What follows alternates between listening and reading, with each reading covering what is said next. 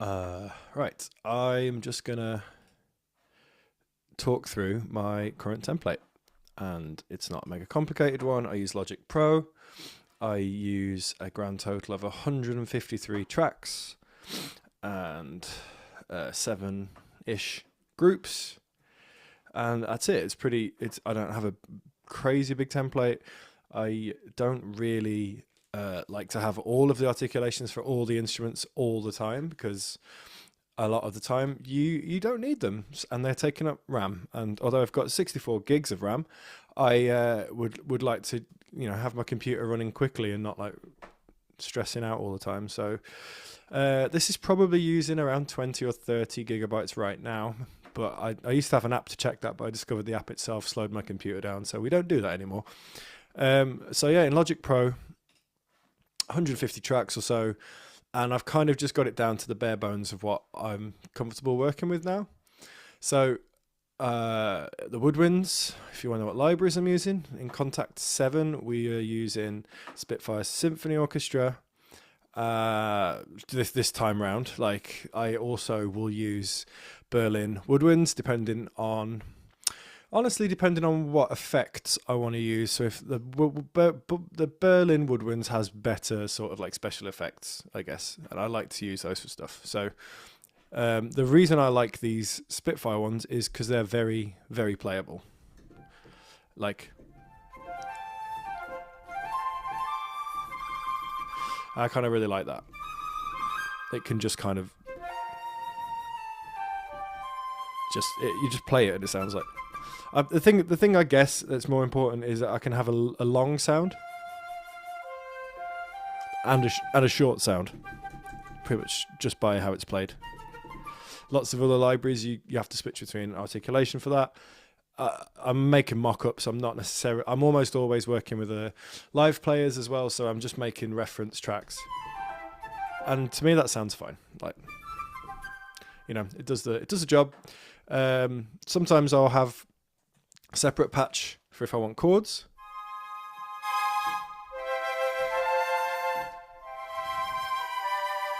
Yeah, and so that's something I'll do. I'm using the Arduino there for some reason, but normally that would just be the solo patch, and that will give you like a sound of like 3 flutes, which is cool. Oboes is same again. It's the performance patches from Spitfire, because they sound great. The choral is the same.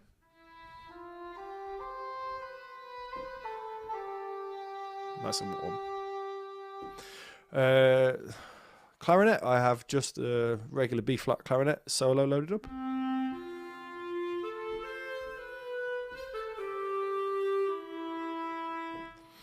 And I have an Arduino, which is sometimes good for like doubling lines.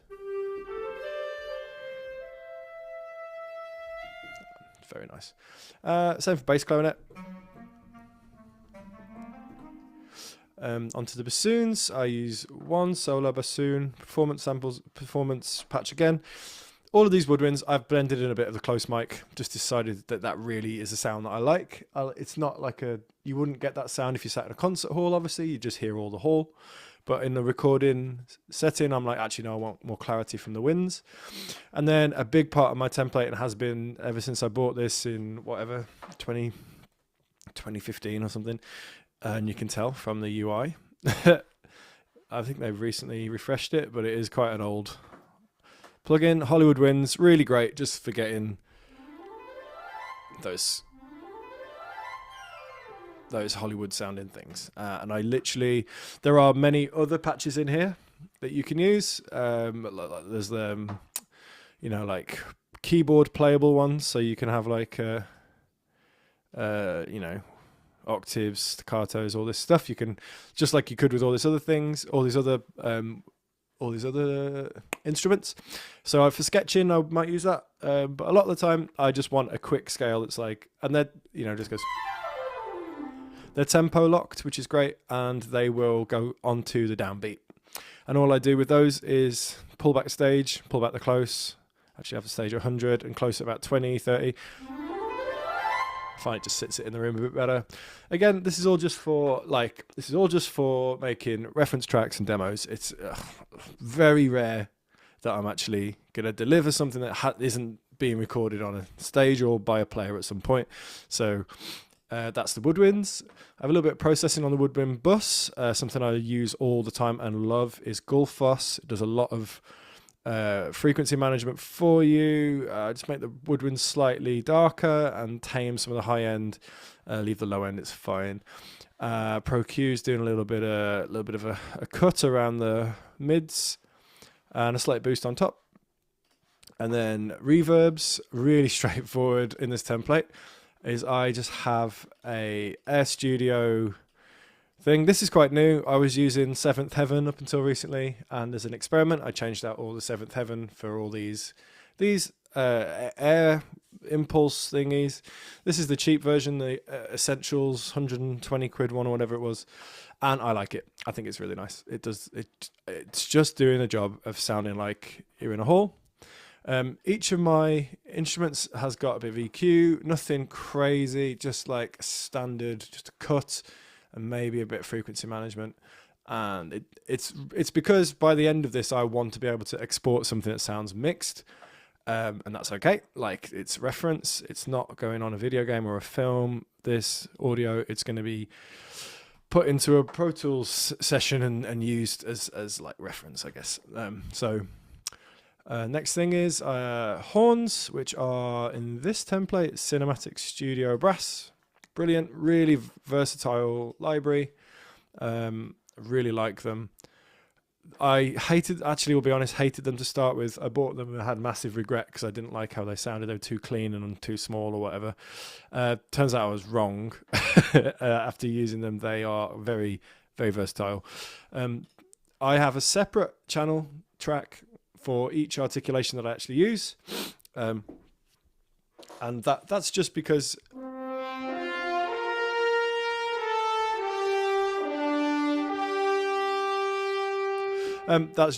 I want to know when I export out the MIDI what articulation is in, being played over that bar span. I've had very mixed results, very, very mixed results with articulation switching, as in like sometimes the actual sound that comes out is all a bit garbled or maybe a bit crap, or the delays are off, like the negative track delays are off between the articulations are not the same, so sometimes things would come in and out of time and it just wasn't I didn't really like it. You can do it with all these libraries, but I find these are quite playable ones, especially the legato is quite good.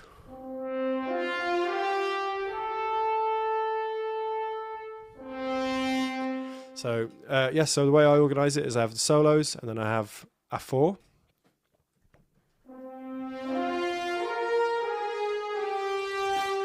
Now, another library I use a lot but isn't in this template is the Orchestral Tools JXL brass, and they have like horns and 9 and stuff like that. So sometimes I'll use Metropolis as well, which has like 6 trumpets and 12 horns, and it's brilliant. For this template, I'm really trying to get a classic orchestral sound. Think Star Wars, think Star Trek, think, TV maybe more than film, but yes, I'm not trying to get that epic mega sound. So for now, this works really well. And I kind of have legato and marcato is probably one of the most versatile sort of.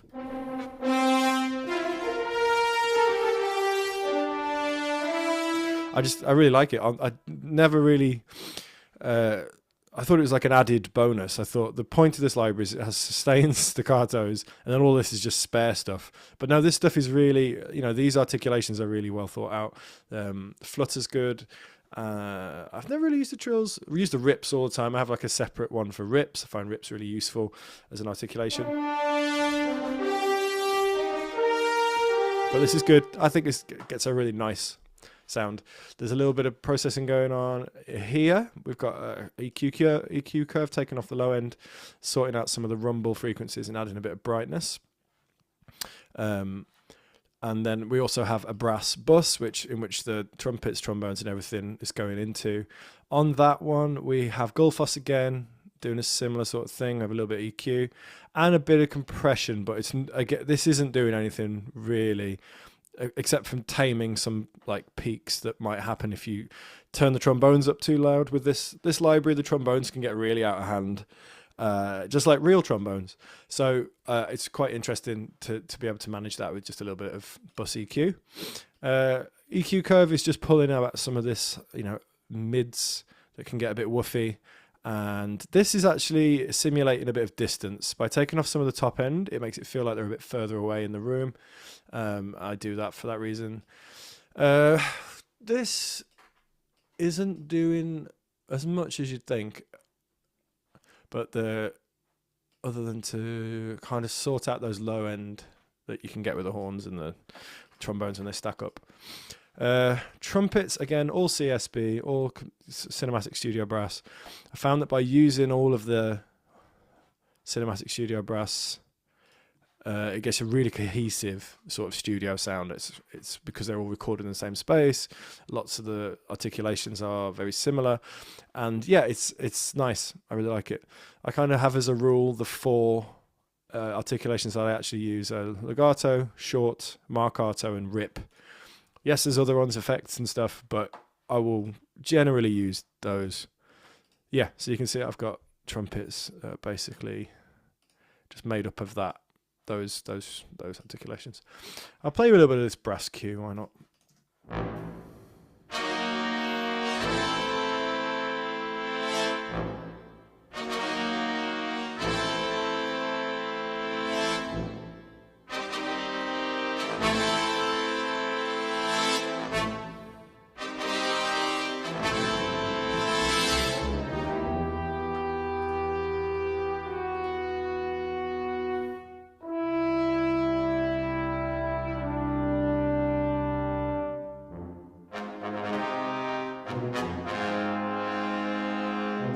So you get it. To me, it sounds like pretty good, pretty studio, pretty clean. Same again with the reverbs. Just going to a brass reverb, and then there's like a general hall one.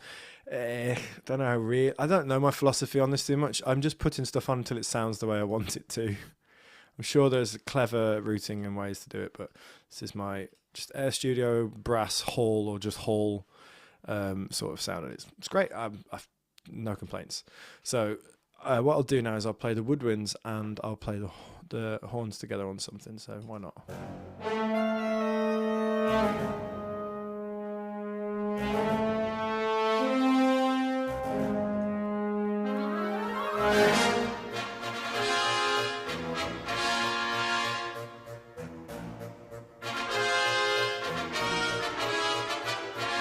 Trying to get that Star Warsy sound.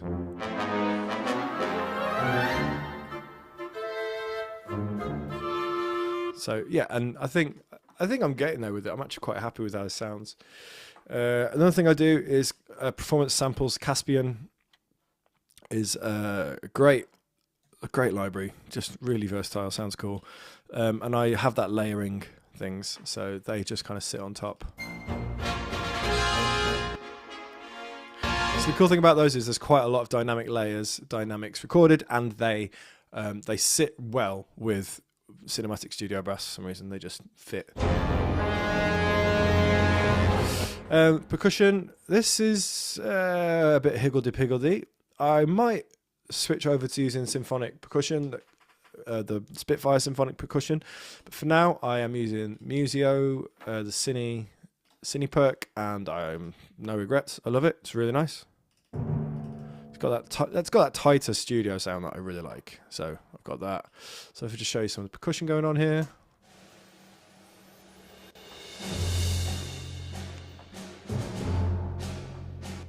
Yeah, you get it. You might notice the lack of epic percussion. I do not personally care for it. I have a bunch of libraries that do it. I've got the Spitfire Albion 1. I've got Metropolis Arc. I've got a couple of other ones as well. Anyway, I've got a Cine Samples one, which is quite good, but personally don't really write that sort of music as much. I write for clients, but for myself, I don't really go down that route. So I've got all the things that I would use in a regular orchestra, basically. Nicely labelled. I've got some melodic percussion. I know some people who process these two things different, but in my head, they're all stood next to each other at the back of a room. So processing is not going to be that great or different. Same again, just sent to a bus, Air Studio, harp and piano. Harp is more important than you think. It's something that can really sell the idea of an orchestra, because we have this subconscious idea that like, which is the harp sound, fits with the orchestra, adds a bit of movement when you want it. I'm using cine samples again, which is great. Oh no, I'm not, change my mind. I am using symphonic orchestra for the plucks, which actually sounds great. And I am using it for some of the... Oh, I am using it for this. Oh, that's a surprise. I actually thought I was using the Musio one. Apologies to Cine Samples. Piano, yep, grand piano, and celeste. Yep, great. So I must have just, when I was programming this cue, decided that those sound best. So listen to the celeste.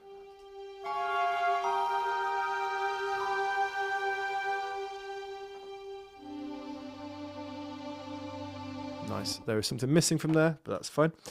Choirs, don't use them all that often, hence why I've only got 2 articulations in, and it will probably be the long one. That's the Sine Metropolis Arc one. Very good choir, sounds very cool. They also have a Klingon one, which is really funny, that they gave me from the Jeff Russo library. I love that. I've put it into so many things that have no business being Klingon, but why not? Strings, obviously, most people's main thing about... orchestra is strings. We have a lot of tricks up our sleeves to make them sound believable and real. I am almost exclusively using Cinematic Studio strings because they blend very well with the Cinematic Studio brass, because they're recorded in the same room, and all the articulations are they match. So if you see with this one, there are more articulations. I've got like, how many is that? 8. I've got 8 that I regularly use and think are important for stuff. So it's basically that list of articulations. Marcato is the probably most used one, although because I find it the most playable. So I like that one the most. But we have the legatos are great on this.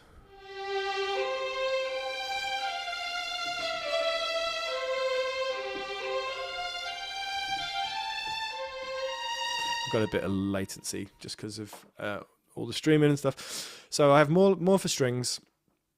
You'll notice that first and second violins are in the same folder because they're being processed the same way.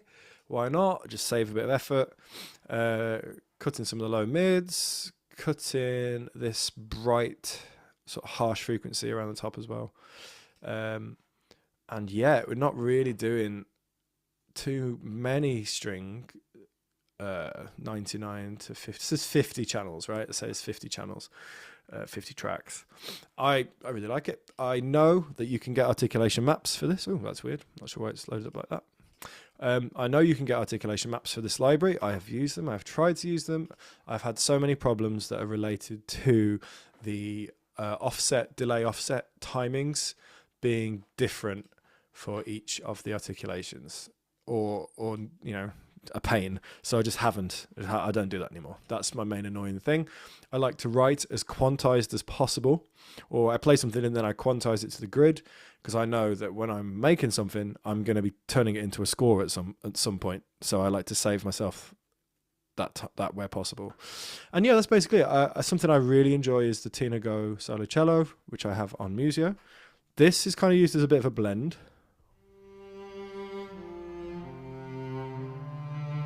Because I think it's really musical. It's really nice. It's tricky to find really good divisi libraries. So libraries that are divisi. They do exist. They are out there, but they are huge files. I could probably get one as a demo to try it and see what that's like. But I like to split and divisi my strings. maybe never more than twice, but like where possible, it's something I do. So if I play this little bit here without, just play the cellos.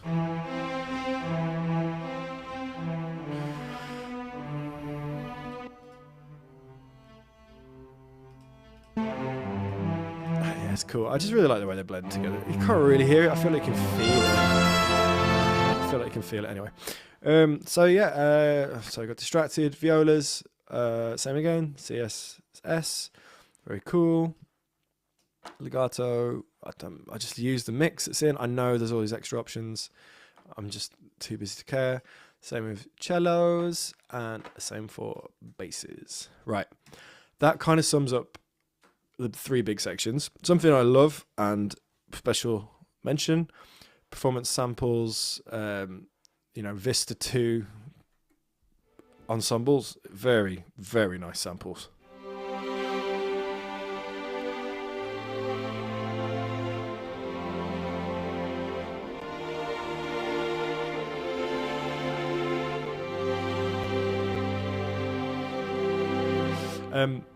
Have really helped me meet some deadlines recently because they just sound great and I can just play them in and then boom, send them over to the client, get them thumbs up.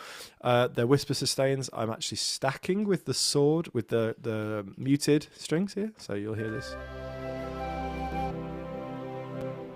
It's gorgeous, so nice. And then something I use a lot, just like I do with the Woodwinds, is the Cine Samples string runs. But these are in Museo because I have Museo subscription. Why not? My little microphone's fallen down a bit.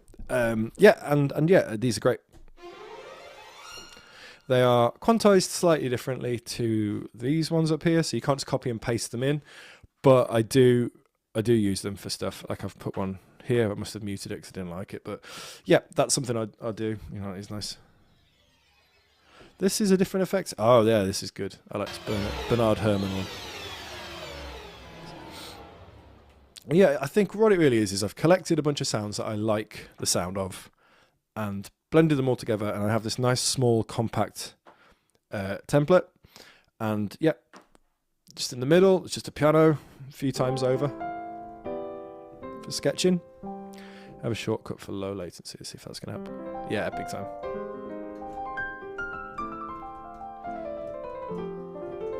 Yep. That's the Gentleman upright piano. Sounds lovely, but it's just for sketching because it's all muted once it's been orchestrated out. And yeah, generally that will get me the sound that I'm after.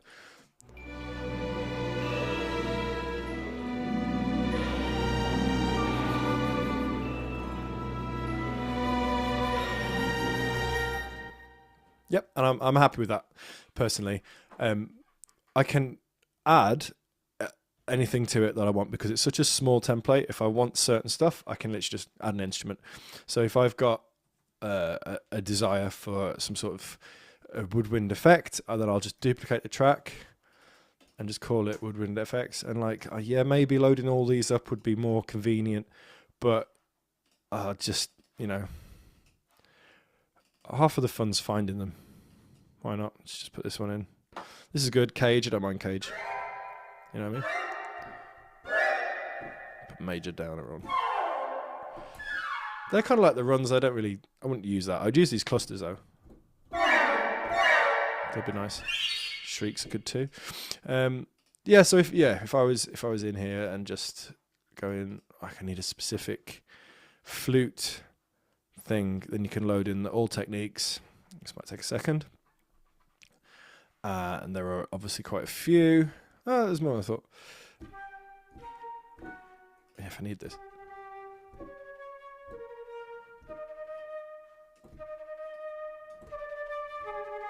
You know what I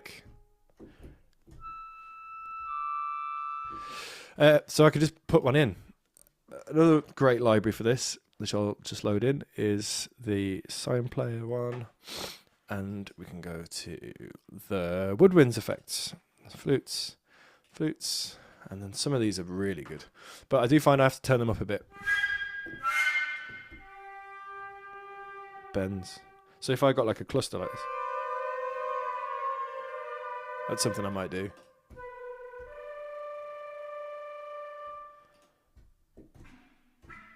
runs.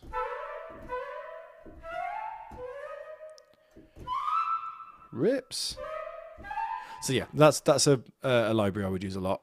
Soloists are pretty good too, but I've only used them for if I needed like a really intimate Pixar-y sort of TV sound. But yeah, and that's kind of how I operate. That's basically the way it goes. I try not to have too much crazy stuff going on in here.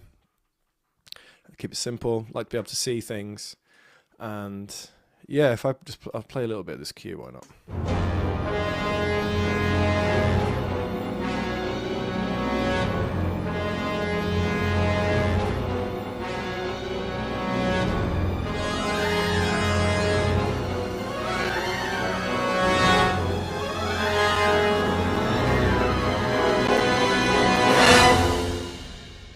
Pretty good.